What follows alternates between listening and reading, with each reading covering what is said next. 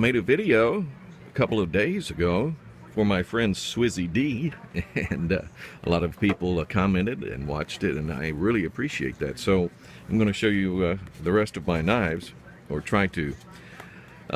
These are my fixed blades, starting out with this case. This is the D-Day commemorative collector. D-Day in Normandy, of course, and the invasion of Normandy, 50 years from 1944 to 1994. This is a sweet case for a case, right? Okay, we'll go. With these words, Dwight D. Eisenhower, Supreme Commander of the U.S. Army, set in motion the Allied invasion of Europe, the greatest military operation the world has ever known.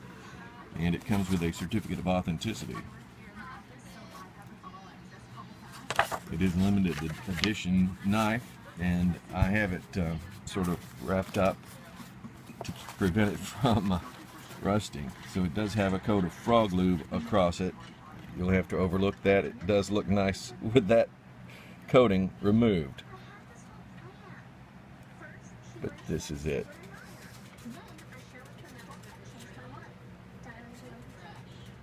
Really a sweet piece.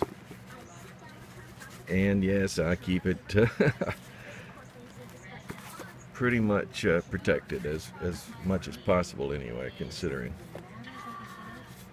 Okay, moving on. This is a knife that Stephen Tedford of Tedford Knives and Fireborn Swords made for me. He actually let me help design this knife. When I say that, he does this for a lot of people. This is a cross between a Nesmuk and also a Gurkha Kukri. I designed the blade. It's a very beautiful mirror polished edge, but I have it coated, of course, and it's too much of a hassle to go and rub all of my knives clean that I'm going to show you. It's a big chunk of steel.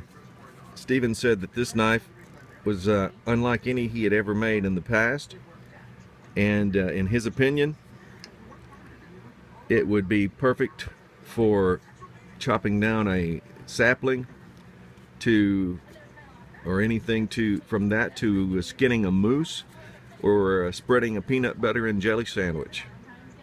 It's perfect for just about anything and everything. It's made with ATS 34 steel, which I'm trying to find. Right there it says it. Tedford Knives. Also it's 62 RC. July 2013 was when he made this knife for me, and that's when I had first began collecting. Started in May, and then in July I had this one custom made. That was my first custom fixed. This is a custom from TaylorMade Knives, Chris Taylor. This knife is called the Frontier. And this knife is hand hammered. It still has the forge marks on it there. It's hand hammered completely, forged by hand. And this knife feels incredible. I don't know what it is about it. The looks are incredible, as well as the feel. When I had it in person, it was unbelievable. I couldn't believe the way it looked and felt. The balance is just, I mean, it's hard to explain. I can't explain it unless you were to see it and hold it. Sweet blade too. He does a great job. Next, let's see, I've got a beautiful TaylorMade knife. This is made with 3V steel, tool steel. Chris Taylor made this one. This one is made to withstand an apocalypse, ladies and gentlemen.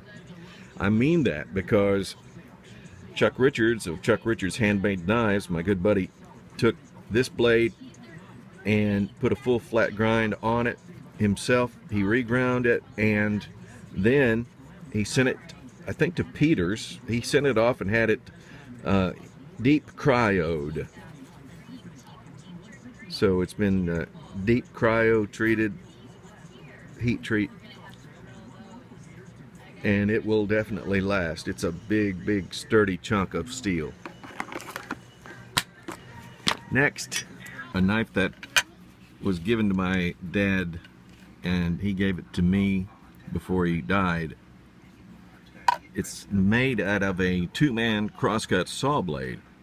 You can even still see the forge marks and the hand hammering that was done on it. I really love this knife. Got a big thick handle on it. Half tang, but it's tough, really tough. Pretty cool little finger guard or choil. Very sharp point. Next, I've got this knife that a former preacher gave me.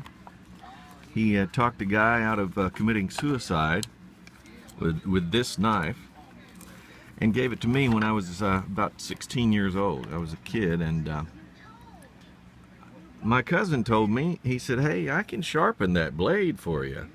This is the reason I learned to sharpen knives. See there on the tip?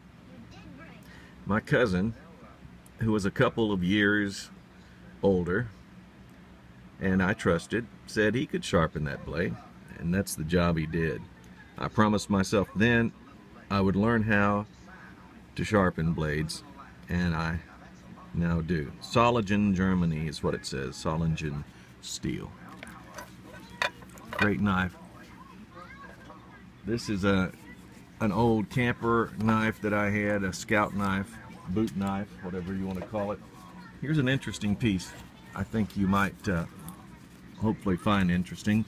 This one is made by hand by a guy named Bob Wessel from Southern Illinois.